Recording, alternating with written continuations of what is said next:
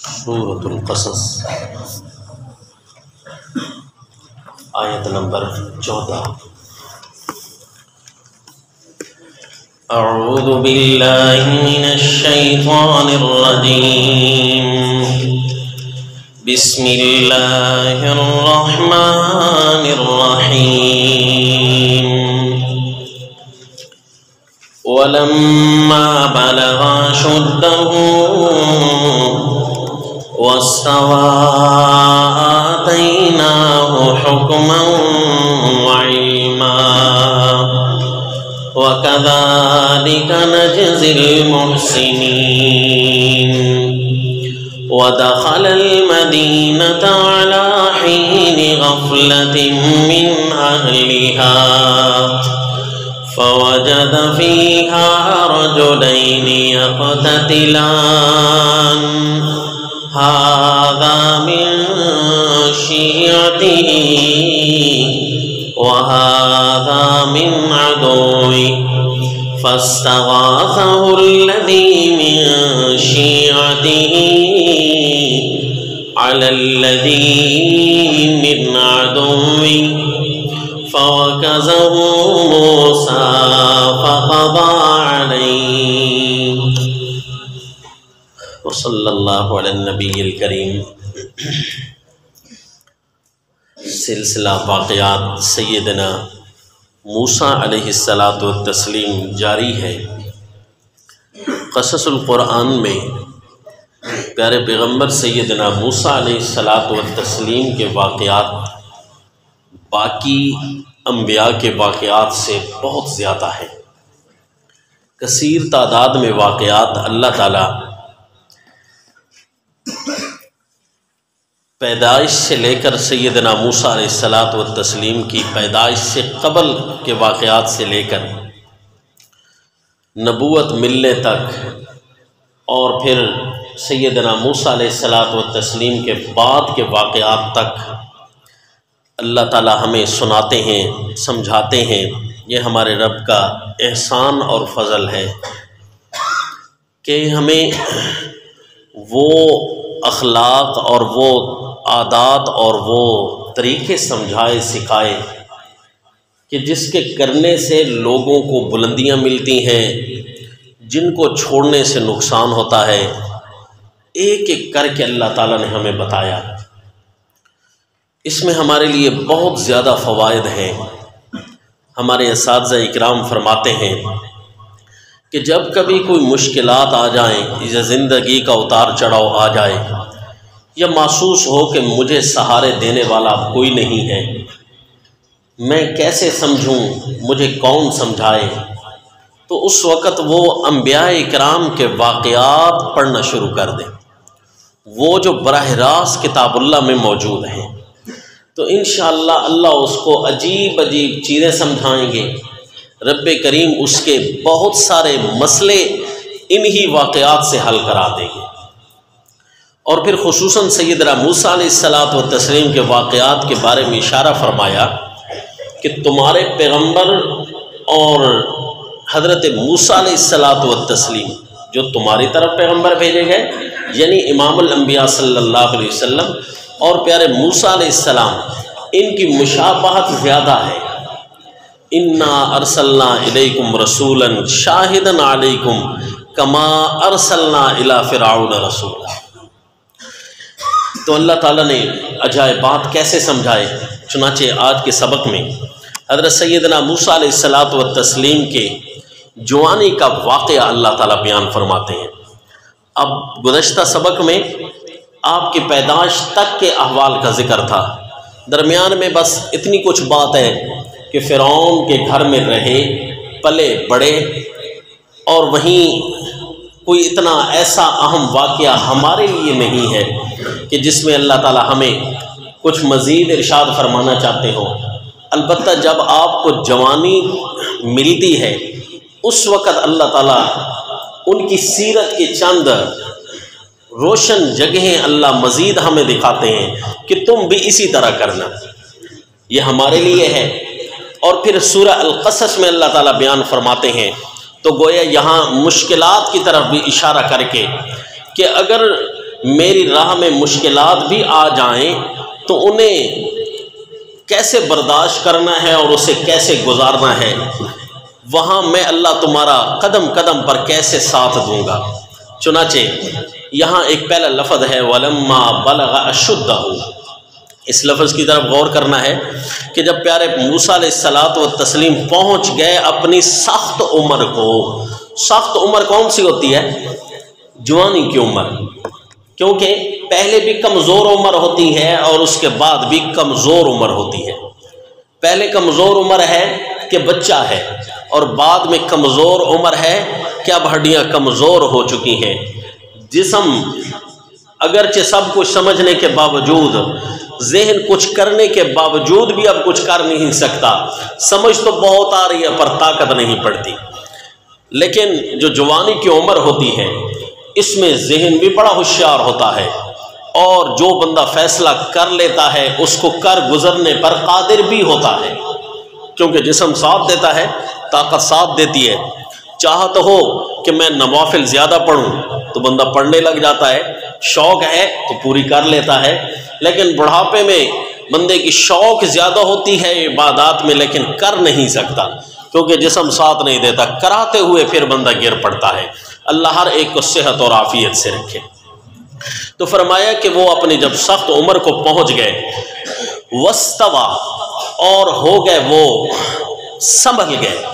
اس کا سادہ سا بڑا پیارا سا ترجمہ مفسرین فرماتے ہیں اردو کے، وستوا اور سنبھل گئے۔ آتینا حکما و علما، تو ہم نے ان کو علم و حکمت سے نوازا۔ راجح قول کے مطابق یہاں علم و حکمت سے مراد نبوت نہیں ہے بلکہ فہم و دانش ہے۔ ان کو ذہنی ترقی ہم نے نصیب فرمائی۔ جتنے بھی شریعت کے امور ہیں جن کی اللہ تعالیٰ کے دین کو چاہت ہے، جو اللہ خود چاہتے ہیں، اس کے مطابق سیدنا موسیٰ علیہ الصلوۃ والتسلیم اپنی سوچ، اپنی افکار، اپنی گفتار، اپنی رفتار اسی طرح رکھنے لگ گئے۔ کیونکہ نبوت کا ذکر آگے آ رہا ہے کہ اللہ کے پیغمبر کی شادی ہوگی، شادی کے بعد آپ کو راستے واپسی کا سفر ہوگا مصر کا، تو وہاں آپ کو نبوت سے سرفراز کیا جائے گا۔ تو یہاں سے مراد جو ہے علم و حکمت اور دانائی کی باتیں ہیں۔ لیکن یہاں پر آپ نے جو نقطہ آپ کو سمجھانا تھا کہ جو اللہ تعالیٰ ہمیں باتیں سمجھا رہے ہیں، اس میں اگر یہاں دیکھا جائے سورہ یوسف آیت نمبر 22 میں لفظ ہے وَلَمَّا بَلَغَ أَشُدَّهُ آتَيْنَاهُ حُكْمًا وَعِلْمًا۔ جب پیارے یوسف علیہ السلام اپنی جوانی کو پہنچے تو ہم نے ان کو علم و حکمت سے مالا مال کیا۔ وہاں علم و حکمت سے مراد نبوت ہے، اور یہاں علم و حکمت سے مراد دانائی ہے، فہم ہے، کیونکہ یہاں نبوت کا ذکر آگے آئے گا۔ حضرت یوسف علیہ السلام کو نبوت مل گئی، انہی الفاظ سے لگتا ہے، اور ان الفاظ سے لگتا ہے کہ حضرت موسیٰ علیہ الصلوۃ والتسلیم کو نبوت نہیں بلکہ نبوت سے پہلے اللہ نے علم و فہم سے نوازا۔ درمیان میں جو لفظ موجود ہے زیادہ وہ ہے وستوا کا لفظ۔ اب اس لفظ پر تھوڑا غور کرنا ہے۔ حضرت یوسف علیہ الصلوۃ والتسلیم کے واقعے میں استوا کا لفظ نہیں، یہاں استوا کا لفظ ہے۔ یہ ہمارے لیے ایک بہترین سبق ہے، خدا کرے کہ میں سمجھا سکوں اور آپ سمجھ سکیں۔ یہاں لفظ ہے وستوا، سنبھل گئے۔ حضرت یوسف علیہ الصلوۃ والتسلیم بحیثیت خریدے ہوئے غلام کے تھے، بادشاہ نے خریدا، ظلم و ستم کیا لوگوں نے، اور مال تو نہیں تھا لیکن مال بنا کر ان کو بیچ دیا گیا، مظلومانہ زندگی کا جیسا ان کا ایک منظر ہے۔ بحیثیت وہ ایک غلام کے آئے، اگرچہ وہاں اس نے عزت احترام کیا لیکن جو غلامیت کا ٹھپا تو لگا ہوا تھا، لہذا حضرت یوسف علیہ الصلوۃ والتسلیم وہاں رہتے ہوئے جتنا بھی اپنی مرضی سے زندگی گزارتے، لیکن ایک تھے تو بادشاہ تو یہ سمجھتا تھا نا کہ میرے غلام ہیں، لیکن حضرت موسیٰ علیہ الصلوۃ والتسلیم بحیثیت غلام ہونے کے یہاں نہیں آئے، بلکہ انہوں نے خود دریا سے نکالا اور خود کہا لا تقتلوہ عسیٰ ان ینفعنا او نتخذہ ولدا، اس کو مارتے نہیں ہیں، ہم بچہ بنائیں گے، بڑا فائدہ دے گا۔ بحیثیت غلام کے نہیں تھے، فرعون بھی یہی سمجھتا تھا کہ یہ غلام نہیں ہے، الم نربک فینا ولیدا، بچہ سمجھ کر تجھے اپنا پالا، فرعون بھی یہی سمجھتا تھا۔ تو یہاں حضرت موسیٰ علیہ الصلوۃ والتسلیم کی بود و باش ایسی تھی جیسے واقعی شہزادے ہوں، ذہنی طور پر بھی شہزادے ہوں، خارجی طور پر بھی شہزادے ہوں۔ پیارے یوسف علیہ الصلوۃ والتسلیم خارجی طور پر تو شہزادوں جیسی زندگی ہے، لیکن بادشاہ نے ابتدائی وہلہ میں خریدا تو تھا نا، بادشاہ کے ذہن میں تو تھا کہ یہ ہمارا غلام ہے۔ حضرت موسیٰ علیہ الصلوۃ والتسلیم اپنی مرضیاں کرنے والے، بادشاہ کا بھی ڈر نہیں، گھر کا بھی ڈر نہیں، کسی طرح کا کوئی آپ پر پابندیاں نہیں ہیں۔ پیارے یوسف علیہ الصلوۃ والتسلیم پر تو پابندیاں ہیں، لہذا اللہ فرماتے ہیں کہ ہم نے ان کو اس عمر میں علم و دانش سے مالا مال کیا کہ جب کہ آپ پورے سنبھل چکے تھے۔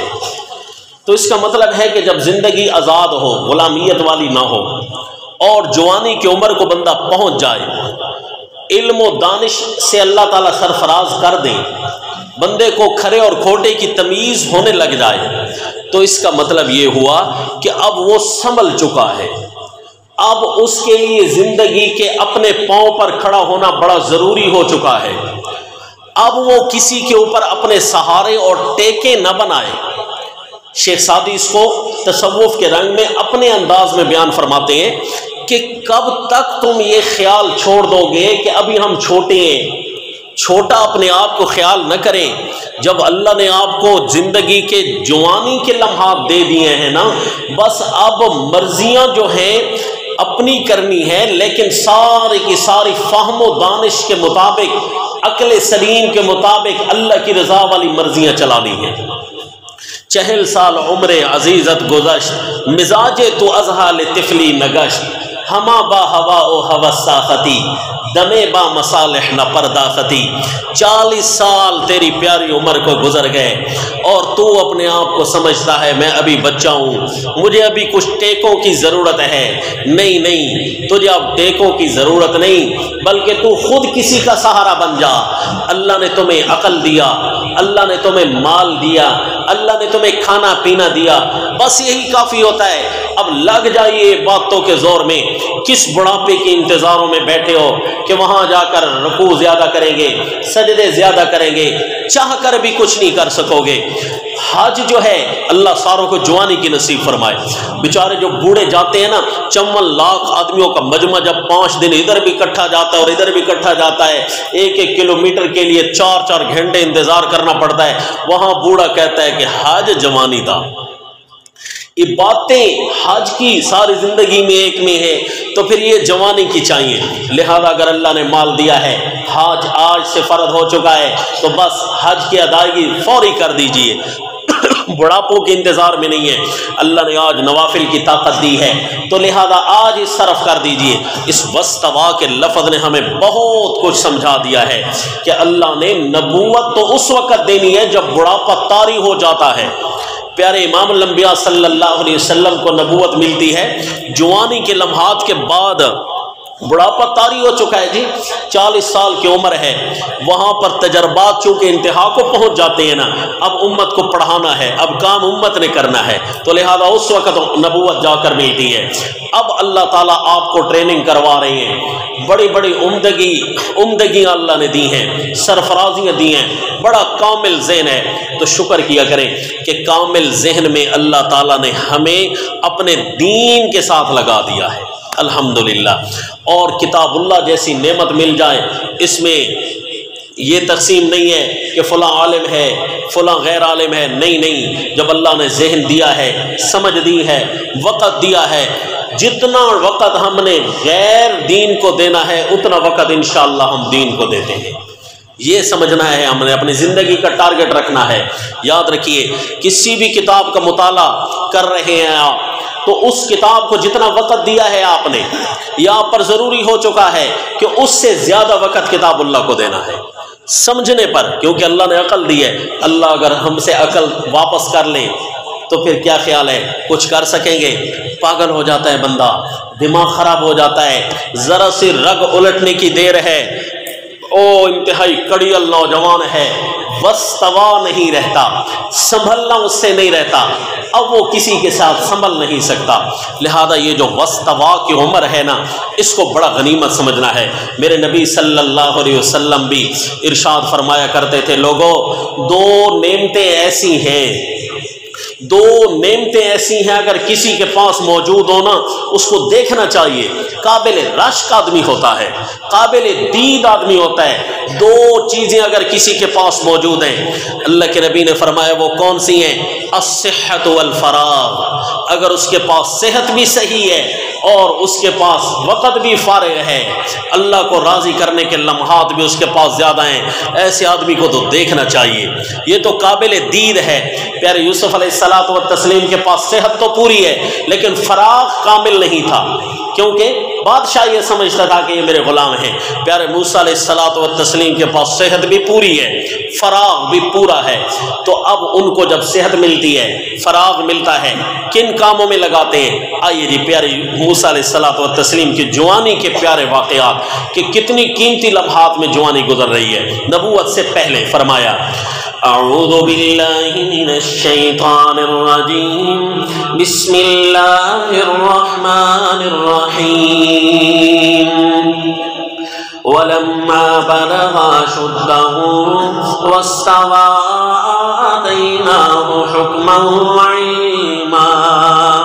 جوانی کے لمحات پیارے پیغمبر کے پڑھتے ہوئے یہ ذہن نشین رکھیے گا انشاءاللہ، اللہ میری مدد کرے، جتنے لمحات پیچھے گزر گئے آئندہ میں کوئی لمحہ ضائع نہیں کروں گا۔ اگر فارغ ہمیں مل گیا وقت، فرض کرو گھر سے چل کر مسجد کو آ رہی ہیں، یہ چند لمحے بھی فارغ ہمیں مل گئے نا، یہاں بھی زبان ہماری ذکر اللہ سے معطر رہے گی، کتاب اللہ کی کوئی نہ کوئی آیت پڑھتے ہوئے چلیں گے، ذکر اللہ کرتے ہوئے لمحات گزاریں گے، وقت ضائع نہیں ہونے دیں گے، کہیے انشاءاللہ۔ اور جو بندہ وقت ضائع نہ کرے نا، نعمت کو نعمت سمجھ کر قبول کر لینا، پھر اللہ تعالیٰ اس کی بھی قدر کرتے ہیں، کیونکہ یہ ہمارے دی ہوئی چیز کی قدر کر رہا ہے۔ اللہ فرماتے کان سعیکم مشکورا، پھر میں بھی قدر کروں گا۔ کیا قدر جی؟ کہ اس کے تھوڑے لمحات میں سے اتنی برکت دوں گا، اتنے بڑے بڑے کام کر لے گا جو بظاہر تھوڑے ہوں گے لیکن نیکیوں میں زیادہ ہوں گے۔ کیسے؟ یوں فرمایا آتَيْنَاهُ حُكْمًا وَعِلْمًا وَكَذَلِكَ نَجْزِي الْمُحْسِنِينَ۔ جب پہنچے وہ اپنی سخت جوانی کی عمر کو اور سنبھل گئے، اپنی مرضیوں والے ہو گئے، آتَيْنَاهُ حُكْمًا وَعِلْمًا، دے دی ہم نے ان کو دانائی اور علم شریعت سے مالا مال کر دیا۔ ابھی نبوت نہیں ملی لیکن شریعت کے مطابق تھے پہلے بھی سارے کے سارے کام، جتنوں میں اللہ کی چاہت تھی، اللہ کی چاہت ہی تو شریعت ہوتی ہے، لہذا جتنے کاموں میں اللہ کی چاہت تھی وہی کام کرتے تھے۔ مثلا وَكَذَلِكَ نَجْزِي الْمُحْسِنِينَ، اور ہم اسی طرح بدلہ دیا کرتے ہیں دل سے نیکی کرنے والوں کو۔ ایک آدمی کی چاہت ہے کہ میں نیکیاں زیادہ کروں، میں اپنی جوانیاں بچا کر رکھوں، میں اپنی جوانیاں اچھے کاموں میں گزاروں، اس کی تو چاہت ہے نا، صرف اس کی دل نیکیاں کرتا ہے۔ دل کیا نیکیاں کرتا ہے؟ کہ اچھی نیت رکھتا ہے، دل کچھ کر تو نہیں نہ سکتا، صرف تڑپ رکھتا ہے۔ جب کوئی تڑپ رکھتا ہے ہم اس کی قدر کرتے ہیں، اسی طرح پھر ہم اس کو توفیق سے بھی مالا مال کر دیتے ہیں۔ اب آئے جی سیدنا موسیٰ علیہ السلام کو توفیق عمل مل رہی ہے۔ وَدَخَلَ الْمَدِينَةَ عَلَى حِينِ غَفْلَةٍ مِّنْ أَهْلِهَا، داخل ہوئے اس حالت میں شہر میں داخل ہوئے، عَلَى حِينِ غَفْلَةٍ، اس وقت جب سارے غفلت میں تھے، ہو سکتا ہے دوپہر کا وقت ہے، دوپہر کا وقت ہے، سارے غفلت میں، مثلا لوگ دوپہر کے وقت آرام کرتے ہیں، گرمی زیادہ ہوتی ہے، چل پھر نہیں سکتے۔ عَلَى حِينِ غَفْلَةٍ مِّنْ أَهْلِهَا، اور آگے ذکر آ رہا ہے جس میں اشارہ ہوگا کہ یہ ایام گرمیوں کے تھے، آگے واقعہ آ رہا ہے اس میں اشارہ ہوگا کہ حضرت وَتَوَلَّى إِلَى الظِّلِّ، حضرت موسیٰ علیہ السلام سائے میں جا کر بیٹھ گئے۔ اس کا مطلب ہے ایام گرمیوں کے ہوں تو دوپہر ویسے بھی بالکل سنسان پڑی ہوتی ہیں ساری جگہیں، تو لہذا قوم والے سوئے ہوئے تھے۔ علی حین غفلۃ من اہلها فوجد فیہا رجلین یقتتلان، پایا آپ نے دو آدمیوں کو آپس میں لڑ رہے ہیں۔ ھذا من شیعتہ، یہ ایک بندہ تھا حضرت موسیٰ علیہ السلام کی اپنی جماعت کا، شیعہ میں نہیں جماعت، ھذا من شیعتہ، یہ تھا ان کی جماعت میں سے، وھذا من عدوہ، اور یہ دوسرا آدمی تھا آپ کی دشمن جماعت سے، یعنی ایک بنی اسرائیل میں سے تھا اور ایک فرعونیوں میں سے تھا، ایک بنی اسرائیل کا تھا اور دوسرا قبطی تھا۔ فاستغاثه الذي من شيعته على الذي من عدوه، اپنی جوانیوں کے لمحات بچانے والے اس وقت بھی اللہ باتوں کی توفیق دے دیں گے جب ساری دنیا غفلت میں پڑی ہوگی اور تو اللہ کو راضیاں کر رہا ہوگا۔ یہ اللہ تعالیٰ برکتیں دے دیتے ہیں جوانی کے لمحات میں۔ امام الانبیاء صلی اللہ علیہ وسلم نے فرمایا سبعۃ یظلھم اللہ فی ظلہ یوم لا ظل الا ظلہ، اللہ دن قیامت سات خوش نصیب لوگوں کو اپنی رحمت کے سائے میں کھڑے ہونے کا حکم فرما دیں گے۔ ایک ان میں سے وہ ہوگا رجل شاب نشا فی عبادت ربہ، وہ نوجوان جس کی جوانی کے سارے لمحات اللہ کی عبادت میں گزرے تھے۔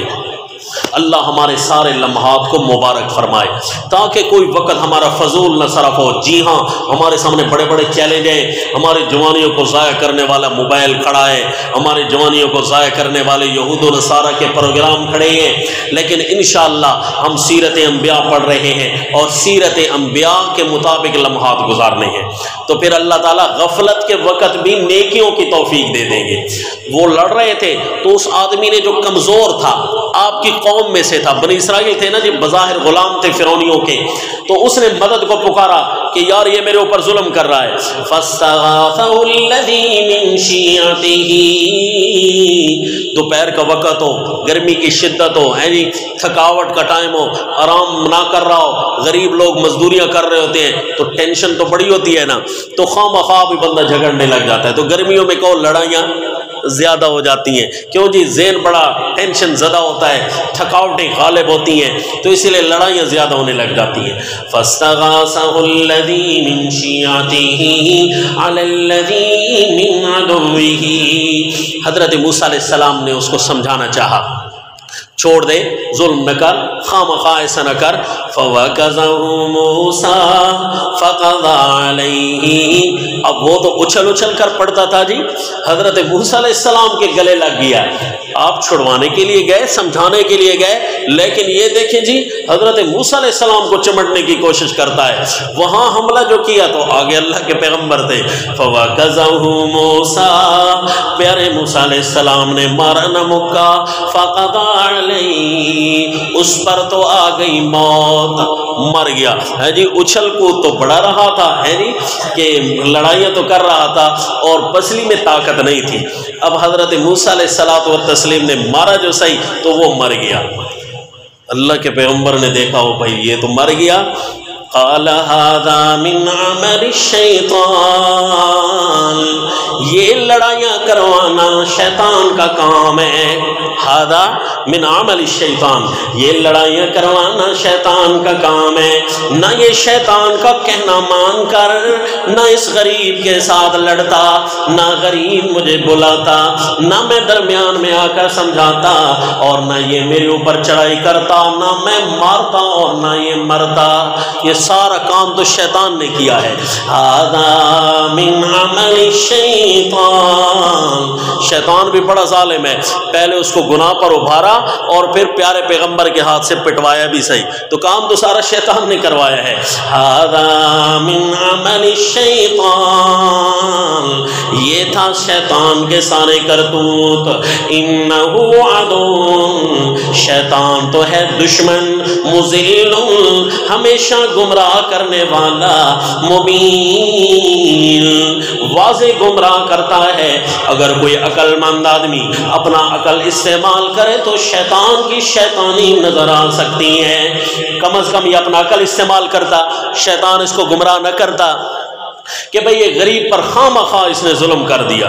انہ عدو مضل مبین، شیطان گمراہیاں تو ڈالتا ہے لیکن گمراہیاں ظاہر ہوتی ہیں. یہ نہیں کہ انسان کے تسلط پر اتنا غالب آ جاتا ہے کہ انسان کو پتہ ہی نہیں چلتا اور شیطان گمراہ کر دیتا ہے. نہ جی نہ، شیطان کہتا ہے میرا کوئی زور تم پر نہیں ہے، میں گمراہ کرتا ہوں تم خود گمراہ ہو جاتے ہو. ہوتا واضح ہے اس کا حملہ. حضرت موسیٰ علیہ الصلوۃ والتسلیم نے فرمایا قال رب انی ظلمت نفسی، اے اللہ میں اپنے اوپر کمی کر بیٹھا. ظلمت نفسی، میں اپنے اوپر کمی کر بیٹھا. میں نے اس کو مارنا چاہا تو نہیں ہے لیکن میں نے اس کو مارا ہے اللہ، پھر بھی میں اپنی کمی تسلیم کرتا ہوں. رب انی ظلمت نفسی، کیونکہ اللہ کے پیغمبر سے کوئی اختیاری فعل سرزاد نہیں ہوا. بھول ہوئی ہے نا، بھول کہہ سکتے ہیں اس کو جب ذہن سامنے نہ ہو، نسیان اس کو کہتے ہیں. اور ایک نسیان سے اوپر ہوتا ہے، ذہن سامنے ہوتا ہے لیکن کنٹرول نہیں ہوتا، اختیار نہیں ہوتا، اس کو کہتے ہیں چوکنا. عربی میں اس کو کہتے ہیں غلطی کرنا. نسیان، غلطی اور عصیان، ایک ہوتا ہے بھولنا، ایک ہوتا ہے چوکنا، ایک ہوتا ہے نافرمانی کرنا. بھولنے میں دماغ بھی حاضر نہیں ہوتا، اختیار بھی نہیں ہوتا. چوکنے میں دماغ تو حاضر ہوتا ہے. مثلا آپ روزے دار ہیں، بیٹھے ہیں، آپ کو پتہ ہے میرا روزہ ہے، کلی کر رہے ہیں، آپ کو پتہ ہے میرا روزہ ہے، لیکن پانی اتنا آؤٹ آف کنٹرول ہوا کہ آپ نکالتے رہ گئے لیکن قطرہ کنٹرول سے باہر ہوا نا، اندر چلا گیا، تو روزہ تو ٹوٹ گیا غلطی کی وجہ سے، لیکن اس پر کفارہ نہیں آئے گا کیونکہ ذہن حاضر تھا، اختیار حاضر نہیں تھا. تو اللہ کے پیغمبر نے فرمایا یہ مجھ سے چوک ہو گئی ہے. ذہن تو میرا حاضر تھا، ٹھیک ہے مارا ہے میں نے اس کو، لیکن یہ اختیار تو میرا نہیں تھا کہ اس کو ایسی جگہ پڑے گی کہ اس کی موت آ جائے گی، لہذا یہ میرا اختیار نہیں تھا. اس لیے اپنی غلطی کو، اپنے چوک جانے کو جس میں کوئی نافرمانی نہیں ہوتی، اللہ کے پیغمبر کمی سے تعبیر کر رہے ہیں. تو ظلم کا لفظی معنی کیا ہوتا ہے جی؟ کمی کرنا. یہ بھی کتاب اللہ کا لفظ ہے، دیکھ لیجئے یہاں بھی حوالہ نوٹ رکھیں اس بات کو، تاکہ یہ جہاں انبیاء کی سیرت کا مطالعہ آئے وہاں لفظ ظلم آئے تو اس کا معنی کیا ہوتا ہے جی؟ کمی کرنا، کیونکہ اصل لفظ کا معنی یہی ہے. یہ سورت کا نام سورہ الکہف، آیت نمبر 33 میں فرمایا کلتا الجنتین آتت اکلہا ولم تظلم منہ شیئا.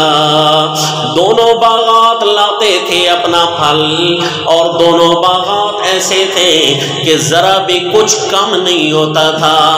لم تظلم، تو لہذا ظلم کا معنی کمی ہے. اے اللہ میں کمی کر بیٹھا کہ مجھ سے کنٹرول سے باہر ہو گیا، کہ اس کو ایسی جگہ لگا کہ یہ مر گیا. قال رب انی ظلمت نفسی فاغفر لی فغفر له. اے اللہ مجھے معاف کر دے، مجھ سے کمی ہو گئی. اللہ فرماتے فغفر له، ہم نے تو ان کو پہلے ہی سے معاف کر رکھا تھا کیونکہ ان کی غلطی تھی ہی نہیں، گناہ تھا ہی نہیں. انہ هو الغفور، بے شک وہ اللہ معاف کرنے والا، رحیم، رحم کرنے والا ہے. اللہ معاف بھی کرتا ہے اور اللہ تعالی رحمت کے سامان بھی کرتا ہے. اللہ نیکیاں پلڑے میں ڈال دیتا ہے. قال ربی بما انعمت علی فلن اکون ظہیرا للمجرمین. یہ ہمارے لیے ایک سبق ہے جی.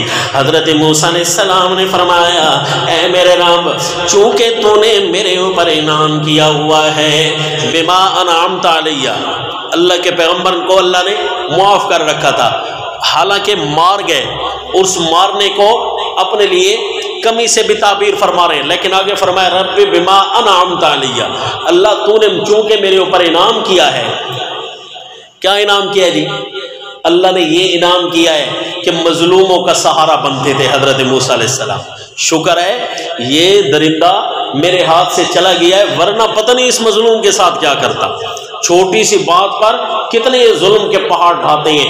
اللہ کے پیغمبر اس توفیق کے عمل کو اپنے لیے نعمت سے تعبیر کر رہے ہیں.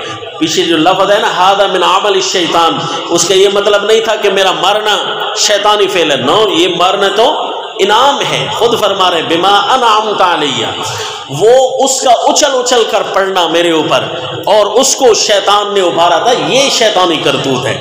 تو حضرت موسیٰ علیہ الصلوۃ والتسلیم نے فرمایا اللہ چونکہ تو نے میرے اوپر انعام کیا ہے کہ میں مظلوموں کا سہارا بن جاتا ہوں، تو جوانیوں کے لمحات اللہ ہمارے ایسا بنائے کہ ہم دوسروں کے کام آنے والے ہوں، دوسروں کو فائدہ دینے والے ہوں، مظلوموں کا سہارا بننے والے ہوں، غریبوں کے لیے ٹھنڈک بننے والے ہوں، غریبوں کے لیے اللہ کی رحمت کا سایہ بننے والے ہوں۔ تو یہ جوانیاں بھی قابل دید ہوتی ہیں، یہ جوانیاں بھی قابل رشک ہوتی ہیں۔ حدیث پاک میں آیا ہے کہ ایک آدمی غلام آزاد کرتا ہے، ایک آدمی غریب کو پیسے جا کر دیتا ہے، صدقہ کرتا ہے، اور ایک آدمی کاروبار کرتا ہے اور اپنے گھر والوں کا، اہل و عیال کا پیٹ پالتا ہے۔ ان ساروں میں سے افضل وہ ہے جو اپنے گھر والوں پر خرچہ کرتا ہے، جی، کیونکہ یہ اپنے گھر والوں، غریب کو اگر دیا ہے تو ایک آدھ دن کے لیے دیا ہے، کسی کے لیے سہارا بنا ہے تو ایک آدھ دن کے لیے، لیکن اپنے اہل و عیال کے لیے تو بندہ پورا کا پورا سہارا ہوا کرتا ہے نا۔ تو اللہ تعالیٰ اس کے سارے کاموں کو صدقہ بنا دیا کرتے ہیں، صدقہ تو بن جائے گا، لہذا گھر میں کوئی بھی چیز خرید کر جا رہے ہوں تو صدقہ کی نیت کر دیں کہ میرے بچے کمزور ہیں، میری بیوی کما سکنے والی نہیں ہے، لہذا میں ان کو دے رہا ہوں، اس لیے دے رہا ہوں کہ میرا اللہ راضی ہو جائے، انشاءاللہ حسن نیت پر بھی ثواب ملنا شروع ہو جائے گی۔ حضرت موسیٰ علیہ السلام اس چیز کو کیا فرما رہے ہیں؟ غریبوں کا سہارا بن گیا ہوں، ناقصوں کا مددگار بن گیا ہوں، ناداروں کا فریاد رس بن گیا ہوں، یہ میرے اللہ نے میرے اوپر انعام کیا ہے۔ حدیث پاک میں آیا اول تو یہ کر کہ لوگوں کے لیے احسان کرنے والا، لوگوں کو اپنے جسم سے فائدہ پہنچانے والا ہو، یہ تیرے لیے نیکی ہے، بہت بڑی نیکی ہے۔ لیکن اگر کسی کو تو فائدہ نہیں نہ پہنچا سکتا تو پھر اپنے نقصان سے دوسروں کو محفوظ کر لے، اپنے نقصان سے دوسروں کو محفوظ کر لے، تاکہ یہ تیرا محفوظ کر لینا، اپنے ہاتھ کو ظلم پر استعمال نہ کرنا، یہ بھی تیرے لیے ایک نیکی ہے۔ شنیدم کے مردان راہ خدا، دل دشمنا را نہ کردند تنگ، تو را کہ میسر شود دی مقام، کہ با دوست تاں خلاف است و جنگ۔ کہ جو نیک لوگ ہوتے ہیں مردان راہ خدا، دل دشمنا را نہ کردند تنگ، دشمن کو بھی تنگ راستہ نہیں کرتے، اس کو بھی تنگ کر کے نہیں رکھتے۔ دشمن بھی ہوتا ہے کیونکہ نیک دل آدمی ہے، وہ کسی کو خواہ مخواہ پریشان نہیں کرتا اپنے سے۔ یہ ہمیں مقام نہیں مل سکتا۔ ہم لوگ کون ہیں؟ ہم تو وہ ہیں کہ دوستوں پر بھی بوجھ بنے ہوئے ہوتے ہیں۔ کہا تجھے یہ مقام نہیں مل سکے گا، تجھے مقام اس وقت ملے گا کہ اپنوں کے لیے بھی تنگشی نہ کر، غیروں کے لیے بھی تنگشی نہ کر، تو لہذا تو لوگوں کے لیے فائدہ مند ثابت ہو جا، تجھے اللہ تعالیٰ بلندیاں سے نوازیں گے، ایسے ایسے کام تیرے ہاتھ سے سرزد ہوں گے کہ تو خود حیران ہوگا کہ میں نے تو اتنی نیکیاں کی نہیں ہے، میرے پلڑے میں آ کیسے گئی ہے۔ اب ایک کافر ظالم کو مار دینا جو ہزاروں ستم گرا رہا ہوتا ہے، پوری قوم پر عذاب کا باعث بنا ہوتا ہے، اس آدمی کو راستے سے ہٹا دینا اتنی بڑی نیکی تھی۔ حضرت موسیٰ علیہ السلام کو راہ چلتے ہی مل گئی۔ یہ نیکیاں بڑی مشکل سے، بڑی پلاننگ سے ملا کرتی ہیں، لیکن اللہ کے پیغمبر کو یہ نیکیاں راہ چلتے ہوئے مل گئی۔ اس لیے پیارے نبی نے ارشاد فرمایا کہ راستے میں گری پڑی چیز کو بھی، اگر تکلیف دہ چیز کو بھی کسی نے ہٹا لیا ہے نا تو صدقہ بن گیا ہے، فائدہ بن گیا ہے۔ قال ربی بما انعمت علی، اے اللہ چونکہ تو نے میرے اوپر انعام کیا ہے لہذا میں آئندہ بھی وعدہ کرتا ہوں فلن اکون ظہیرا للمجرمین، میں کسی مجرم کا سہارا نہیں بنوں گا، مجرموں کا مددگار نہیں بلکہ اسی طرح مظلوموں کا مددگار بنوں گا۔ اگرچہ میں ان کے گھر رہتا ہوں، یہ قوم مجھے اپنا گھر کا فرض سمجھتی ہے، فرعونی مجھے اپنا شہزادہ سمجھتے ہیں، لیکن میں مجرموں کا سہارا نہیں بنوں گا، میں تو مظلوموں کا مددگار بنوں گا۔ فلن اکون ظہیرا للمجرمین، اے اللہ جیسے آج میں مظلوم کا مددگار بنا ہوں، اے اللہ آئندہ بھی مظلوموں کا مددگار بنوں گا، میں مجرموں کا سہارا کبھی نہیں بنوں گا۔